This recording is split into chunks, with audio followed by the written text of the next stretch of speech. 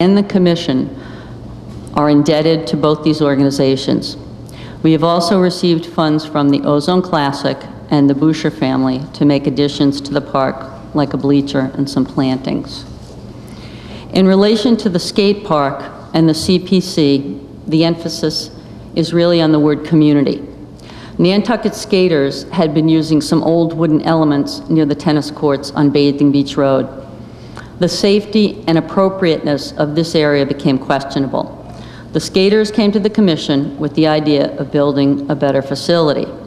They were part of the planning process as we sought companies for design and construction.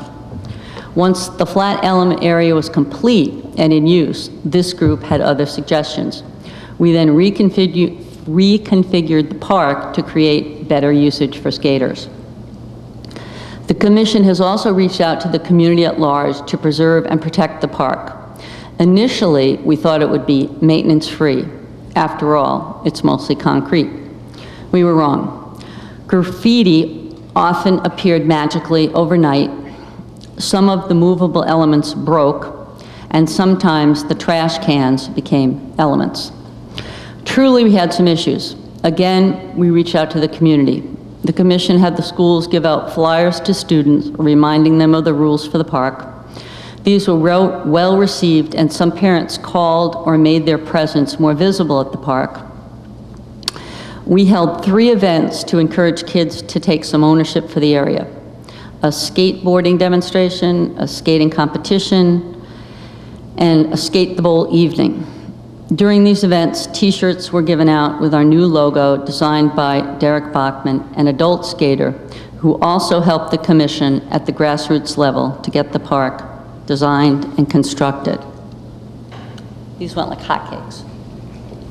Ta-da-ta-da! All right. Zeb Bennett, a high school student, designed our new banner with the message, "Skate Safe." These 2 efforts discouraged graffiti and helped the skaters identify the park as their own. By painting over any graffiti that does appear, we have been able to keep the park in good order. Individual commissioners make it their task to stop by the park and remind skaters that the rules are there to keep them and others safe. Skaters can pick up helmets at the Park and Recreation office for their personal use, thanks to the Sheriff's Department. I would encourage those here to stop down to the park and see for yourself. It's always filled with a great number of skaters of all ages. Not everyone chooses to wear the required helmets, but we continue to encourage this. Skaters often mentor and challenge each other. You will be truly amazed at the skill level of the Nantucket youth. They get a good workout physically, meet and greet socially, and have a safe place to be kids doing one of the fastest growing sports in the country. Any questions or suggestions for the park? I'll take those. Well, I've only got extra large left, and I've got a couple, so maybe we can barter like something to be done at the park, and I'll give you a t-shirt. What we did with the... My name's Eric Allen. I'm the one that did the 2008 edition, and had David Ortiz. Oh, then you probably deserve a t-shirt, Alan. Come and see me after the thing. Do you want a little help? Anyway, any other questions? Maria, I should brag on the park a little bit more, because I'm told by skaters, people who skate a lot, that this is one of the nicest skate parks in the country, that it's really a world-class park. It's designed by world-class people. The elements are really good. So we really provided the kids with a first-class facility. And I was amazed. The last time we ran the Skate the Bowl event, it was my older skaters, sort of my high school skaters, who the competition was not in their league of terms of, it wasn't cool to be in the competition, but it was okay to skate the bowl.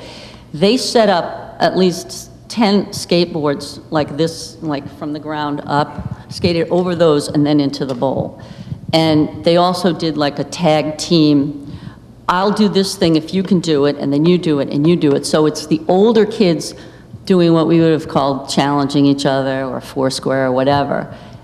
And it's nice to see that social interaction healthy at the park. So I think some of the the impact that the CPC has. You know, it isn't just, you know, you build it, they will come. You build it, they will come, behave well, get some exercise, and hang out with each other in a positive venue. So that's been a big, important thing for us to see at Park and Rec, because that's an age group that sometimes we don't always get. And the kids love it. They're there all the time, so.